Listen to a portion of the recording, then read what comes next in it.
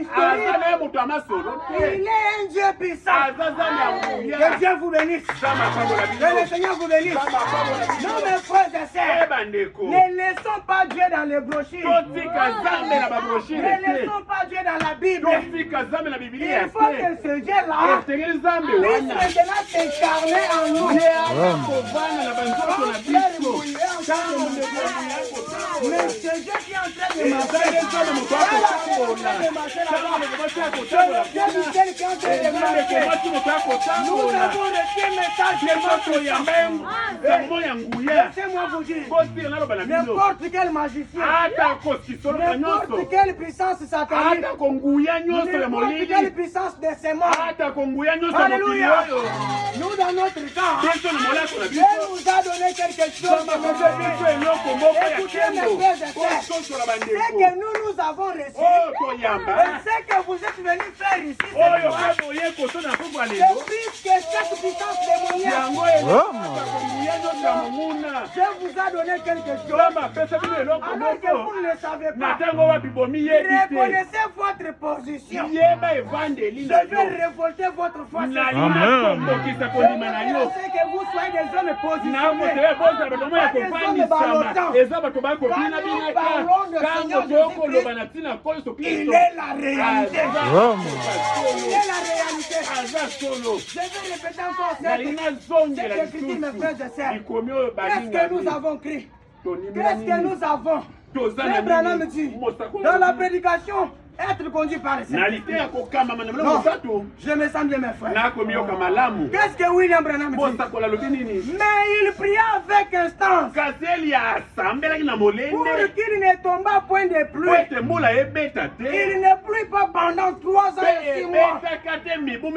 Pensez-y, le Dieu du ciel, lui le grand être éternel, lui le créateur de la jeunesse, lui la rose de Saron, lui le puissant conquérant, lui le lys de la vallée, lui le Dieu de Malachika, lui le Dieu de l'huile du 7 plans, le Dieu de Jean 14 12. Écoutez mes frères, mais un jour, c'est Dieu-là que je vous parle, il a exaucé la prière des mortels.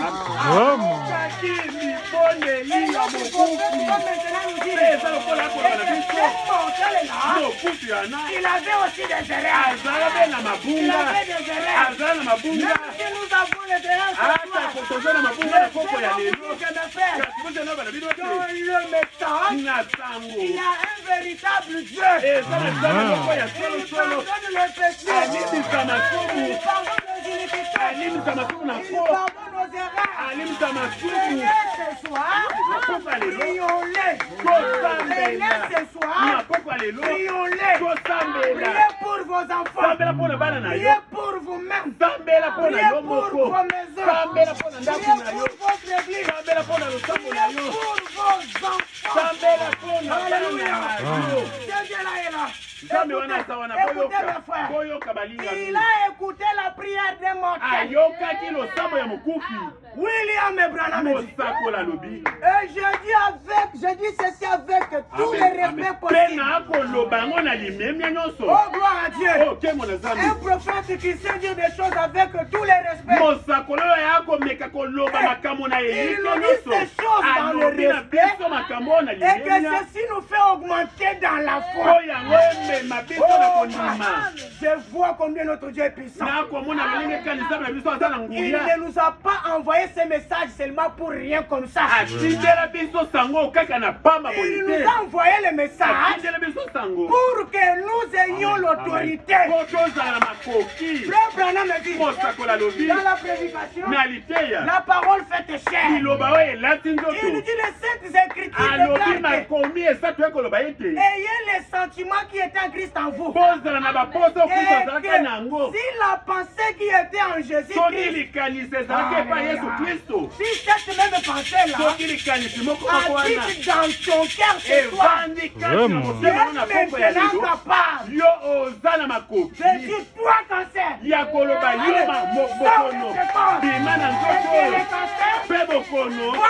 obéir.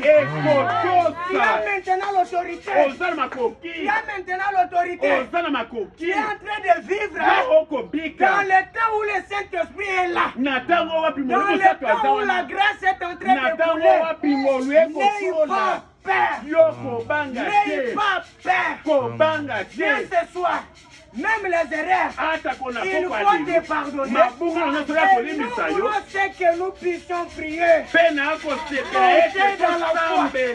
Laissez-moi vous dire, avec toute cette puissance qui est ici ce soir, si tu es connecté et que tu avais même un problème qui est tellement duré, ce soir, il est le même hier.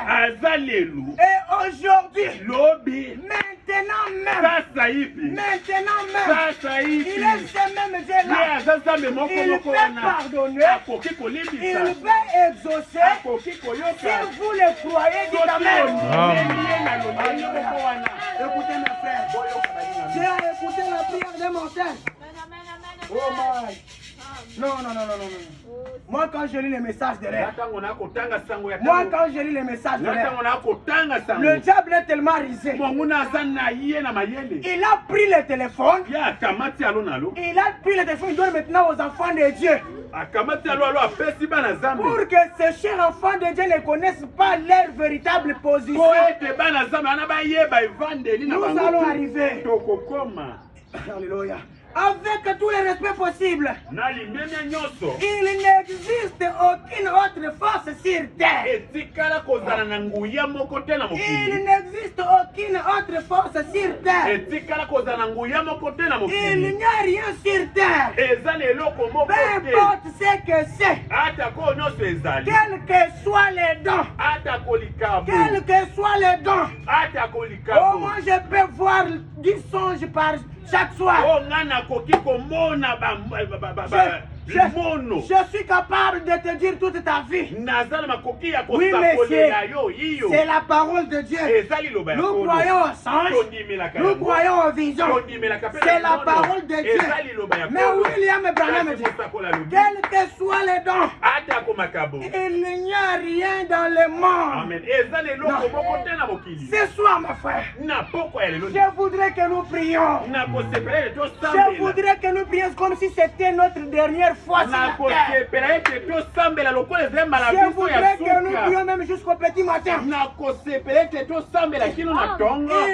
rien sur terre. Peu importe. Quel que soit les dons, il n'y a rien dans le monde qui peut surpasser la prière. Il n'y a rien qui peut surpasser la terre. La prière est plus que même le bombe Satan 2. La prière est plus que les missiles qui sont maintenant dans les airs. La prière a amené Dieu à changer une fois de pensée. Le prophète Isaïe était parti chez un homme. Un homme Ézéchias. Alors qu'Ézéchias avait peut-être fait quelque chose qui ne correspondait pas. Dieu a voulu le retirer. Et quand l'insu du Seigneur est prononcé, c'est un insu du Seigneur. Quand l'insu du Seigneur reste toujours ainsi dit le Seigneur. Oui, mes frères, remarquez, ce qui me révolte, c'est quoi? Ces gens-là n'avaient même pas le véritable Saint-Esprit. Le temps où il y a le véritable Saint-Esprit, c'est ce soir dont je vous parle en fait. C'est ce soir ici. Si tu reconnais ta position, alléluia. Si tu reconnais ta position, avec le message que Dieu nous a envoyé, alléluia. Même si tu es une femme, le miracle t'accompagnera. Et quand le Dieu invisible sera avec toi. Tu vas commencer à palper la main de Dieu. Il n'est pas historique. Non. Non. Non encore 1000 fois. Ne rendez pas le Dieu de Branham un Dieu historique. Ne rendez pas le Dieu